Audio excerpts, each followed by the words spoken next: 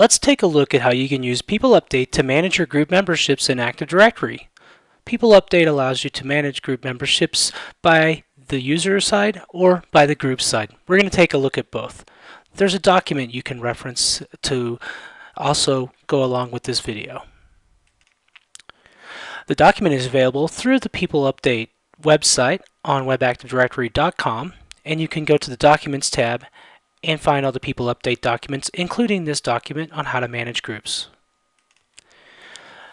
First, let's look at the user side of managing groups. As you can see, I have a user loaded here, and I can go and edit this user. Part of the information that I can edit about this user includes the user's group membership. I'll show you in a moment how we got that to happen. But as you can see, I can delete users from groups. I can also add groups to the user. All I do is I click the Add button. This brings up a new screen for me to go and search for a group that the user can be a member of.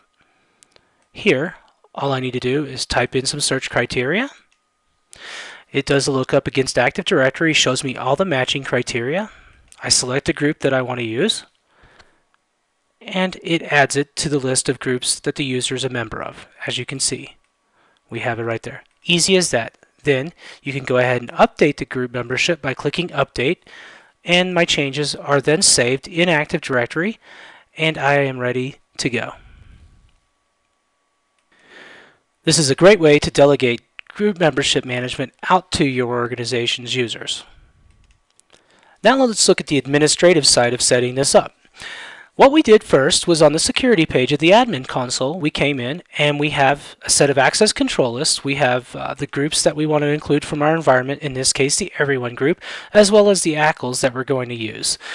You can set up your own groups and ACLs based upon your organization. Typically you will do this in this kind of scenario, and you would have groups for, say, your human resources group, an access control list for HR. You could also have other groups like management. Once we have our ACLs set up so that we can delegate control, it's a simple matter of setting an access control list for the attribute that manages group memberships for users. So all we do is navigate to the attributes page in our admin console, make sure we're on the All Users tab that we use to manage, and then we go and edit our group membership attribute. We're going to go in here, click Edit, and it's going to allow us to set the access control list for this ACL, or for this attribute. As you can see, I can drop down and select any one, including your custom ones. Once I'm finished with that, I merely save it, and all of a sudden, I am able to edit the group membership as we saw in the previous part of this video. Let's now take a look at the opposite management.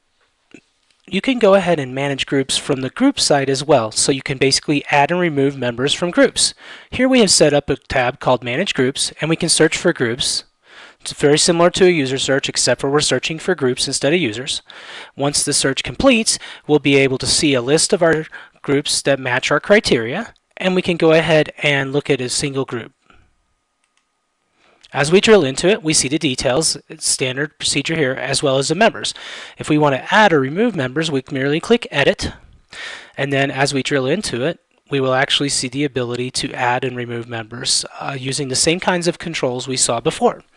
So, you notice that we see the delete controls here. We also see the add controls. As our add window pops up, you notice that we have a different type of look here. We don't actually have to use the same group search that we used before. We can use a user search. Why? Because we're adding a user to a group instead of adding a group for a user. When we do our search, it's going to find all the matches. We can go ahead and select the user here, and the user will then be added to the group, as you can see when this refreshes. There we go. There's our new user. It's that easy to add a user to a group.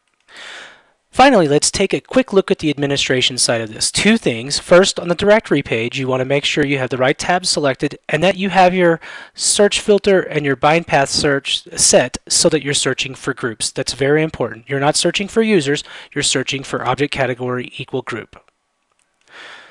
Secondly, and most importantly, you will also be editing the members attribute, not the group membership like we did before. So you want to make sure to set your ACL on your members, and then you can allow group members to be managed through PeopleUpdate. That's all there is to it.